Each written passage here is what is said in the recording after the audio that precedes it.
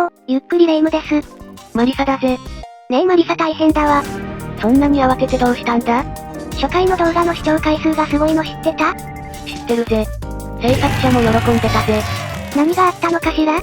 わからないけど、ロレックスの話題に興味がある人が多いんじゃないかな？他の動画の再生数は伸びてないわね。YouTube 始めたばかりだから普通ぐらいだと思ってるけどな。ロレックスはやっぱり別格なのね。そうだな、ほんと驚いたな。ロレックスの人気を改めて実感したのぜ。ロレックス専門で動画作成した方が良いのかしら？チャンネル登録と視聴回数を集めるならそっちの方が正解かもな。でも、ロレックス以外の腕時計も興味があるから色々な動画を作成していくぜ。そうね。やりたいことやらないとね。今回はロレックス動画だけどな。言ってることと行動が違うじゃない。偶然ということにしてほしいぜ。それで今回はどんなお話なの？みんな大好きロレックスマラソンだぜ。ロレックスマラソンの動画は多いわよ。ライバル多くて大丈夫なの？そこは大丈夫なのぜ。すごく自信があるのかしら？変える自信は全くないぜ。ロレックスマラソンの動画は購入の手助けになる有益な動画が多いのぜ。ここは違うの？全然違うな。ランナーと名乗れるほどの経験もないしな。失敗の話を楽しむのぜ。他人の不幸は蜜の味。というやつかしら？自分だけが変えてないわけじゃない。というのが伝われば焦らず安心できるし、続けていくモチベーションにもなると思うぜ。ガチャの爆死動画とか面白いわよね。いつも変えるつもりで好転してるけどな。あと、ベテランランナーじゃないので、これから始めたいという人の参考にはなるかもしれないのぜ。一人でも参考になる人がいるのなら動画を作る価値はゼロじゃないわよ。レ夢ムは良いこと言うのぜ。この番組は時計の小話の提供でお送りします。ゆっくりしていってね。今回は横浜にある2店舗。横浜高島屋、横浜そごうの話をするぜ。神奈川県には何店舗あるの？この2店舗だけだな。だから結論から言うと行くなら両方の店舗に通うかスルーするかの2択じゃないかな。久々の放店だったので新鮮なイメージで放店できてモチベーションも上がったな。じゃあ、初めて行く人の参考になるかもだわ。放店したのは平日の夕方に行ってきたんだ。まずは横浜高島屋から放店した話だぜ。お店はどんな感じかしら？高島屋の1階に入っている百貨店タイプだぜ。行った時は4組が先に並んでいたな。入店する時は後ろに5組並んでたから訪れるお客さんはひっきりなしな印象がしたぜ。待ち時間はどれくらいだったのかしら？20分ぐらいで入店できた気がするな。それぐらいなら待てるわね。女性の販売員さんが担当してくれたけど丁寧な応対をしてくれて好印象だったぜ。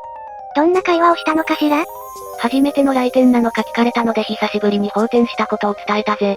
探しているモデルを伝えて在庫確認をしてもらう流れだぜ。在庫はあったのかしら？レ夢ムの想像通りだと思うよ。それは残念だったわね。在庫確認の後に販売員さんから並ばずに入れる時もあるのでまた来てください。って言われたから気分は悪くなかったぜ。社交辞令でしょ？わかってても嫌な気はしないぜ。しっかり応対されている気分になるから、その一言で気分が良くなるんだよ。ホスピタリティ精神ね。レ夢ムがホスピタリティ精神という言葉を知ってたことに驚いたのぜ。言ってる意味がわからないわ。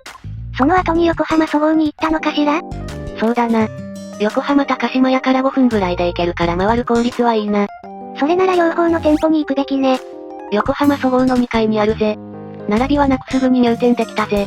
横浜高島屋より人気ないのかしら？どうかな？入店から退店までも早かったけどな。担当してくれた販売員さんは女性だったけどまだ新人さんかな？という印象を受けたぜ。どうしてそう思ったの？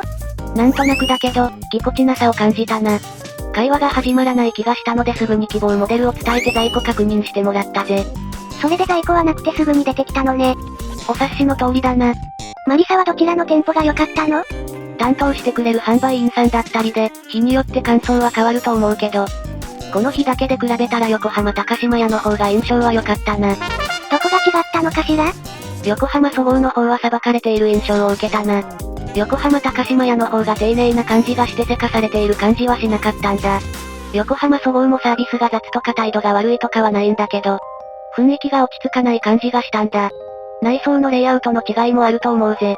横浜高島屋は入店すると前に奥行きがあるから自然と中に進める気がするんだけど、横浜そごうは入店してから前のスペースが少ないから圧迫感を感じるんだ。そうなのね。販売員さんが待ち構えているような印象も受けてしまうな。感覚の問題ね。そうなんだけど、通い続けるには重要な要素だと思っているぜ。じゃあ、横浜高島屋に通うのね。行ったついでに横浜そごうにも通うのぜ。行かないことには絶対に買えるチャンスはないので可能性は低くても通うのぜ。確かにタイミングが合えば買える可能性はゼロじゃないかもしれないわね。もっと横浜近辺に正規店があれば他の正規店に通う選択肢もあると思うけど、2店舗だけだから行くなら両方行くぜ。逆に都内中心に回るなら横浜に店舗は行かない選択肢もあると思ったな。だから最初に言ってた行くなら両方の店舗に放店するかどちらも行かないかなのね。そうなんだぜ。横浜を通って都内に行くとかなら駅近ですぐに回れるから行くのはありかな。なるほどね。東京には正規店が多いから回れる店舗数にもよるけど効率が悪いなら他を優先するかな。人によって回れる時間だったり住んでる場所だったりで条件違うわね。初回だから欲しいモデルや現状なども説明していくのぜ。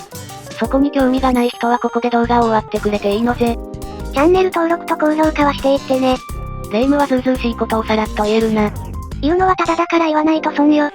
その推しの強さは見習わないとな。で、どのモデルを探しているの？プロフェッショナルモデルかしら？実は半年ぐらい前にプロフェッショナルモデルを購入してて現在は制限中なのぜ。初耳だわ。制限モデル？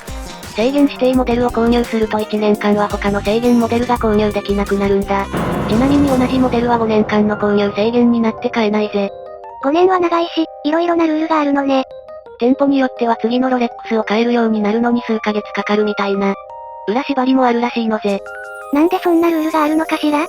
多分、ロレックスの方針で色々な人に使ってほしいんじゃないかな。確かに使う人が増えていかないと将来は明るくないわね。視聴者さんの年齢区分を見ると年齢層は高い傾向があるんだ。若い人は興味がないのかしら？Apple Watch の方が人気はあるのかもしれないな。スマホがあれば時間は見れるし、腕時計がなくても実際そんなに困らないわ。将来を考えると若い世代や色々な人に使ってもらってファンを増やしたいよな。企業として継続的な成長を目指さないとね。霊夢が難しいこと言ってて驚くのぜ。失礼よ。話を戻すと、最初は1年間の制限明けから探そうと思ってたんだ。なんで気が変わったのかしら？ 9 月にあると思ってた値上げがなかったことが大きいな。来年の1月に値上げがある可能性が高いので今年中に買えたらラッキーだぜ。1月に値上げがあるの？ 9 月になかったし例年のことを考えると値上げがある可能性は高いと思ってるぜ。それなら値上げ前に買えたらいいわね。しれっと 10% ぐらい上がったりするからな。100万円でも10万円上がるのね。高級腕時計は高額だから値上げ幅も大きいぜ。それで制限モデル以外のモデルになるから、オイスターパーペチュアルが欲しいのぜ。セレブレーションかしら？可愛くて、私も欲しいわ。欲しいのはラッカー系の文字盤で合ってるな。何色が欲しいの？グリーンかターコイズブルーが欲しいのぜ。ただ、超人気モデルだから可能性は低いのぜ。鮮やかなグリーンは素敵よね。コーポレートカラーだしな。グリーン文字盤のロレックスは一つ欲しいぜ。セレブレーションは欲しくないの？制作者はおっさんだから似合わないな。欲しいモデルは分かったわ。正規店に行くときはどんな服装で行ってるの？高級イメージがあるからスーツかしら？正解はないと思うけど、清潔感のある服装なら大丈夫だと思ってるぜ。制作者はジャケパンで行くことが多いな。普段の生活の中で立ち寄る感じだから自然とジャケパンが多くなるんだ。シャツも T シャツとか襟がないのばかりよね。購入した時は革ジャンで行ってたしな。普通の服装で大丈夫なのね。普段からスーツを着ている人はスーツで良いと思うけど、着慣れてない人は、わざわざロレックス行くためにスーツを着ていく必要はないんじゃないかな？着せられている感があると、逆効果で転売ヤーと勘違いされるかもしれないのぜ。自然体が大事なのね。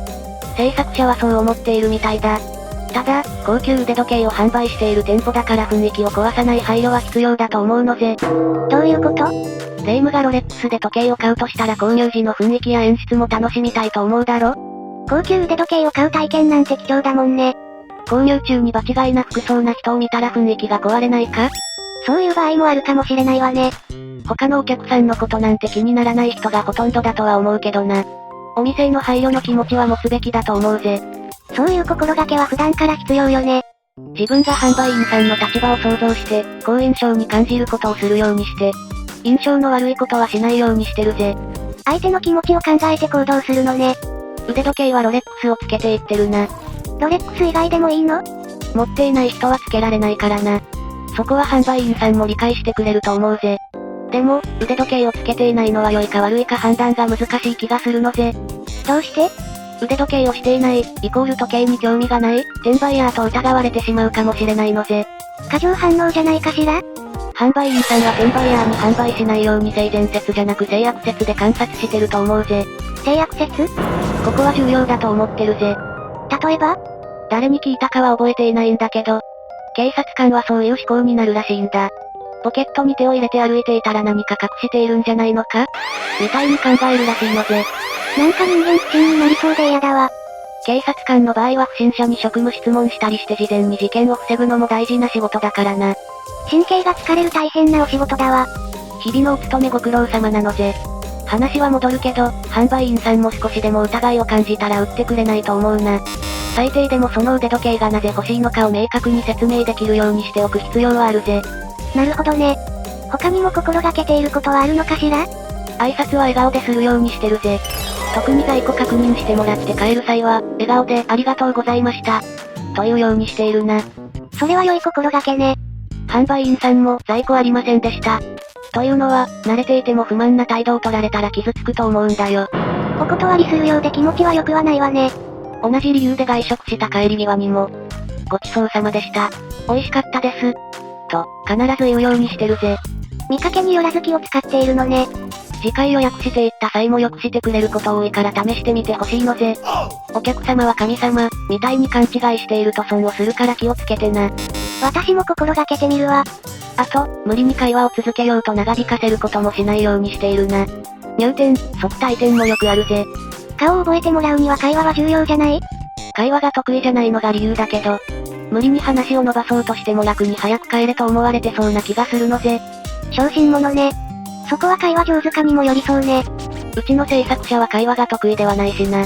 ある程度顔を覚えてもらって信頼関係もできてきてれば良いと思うけどな。初対面や面識が薄い場合は気まずさを感じる気がするんだよな。焦らず楽しむぐらいが良いのかしら？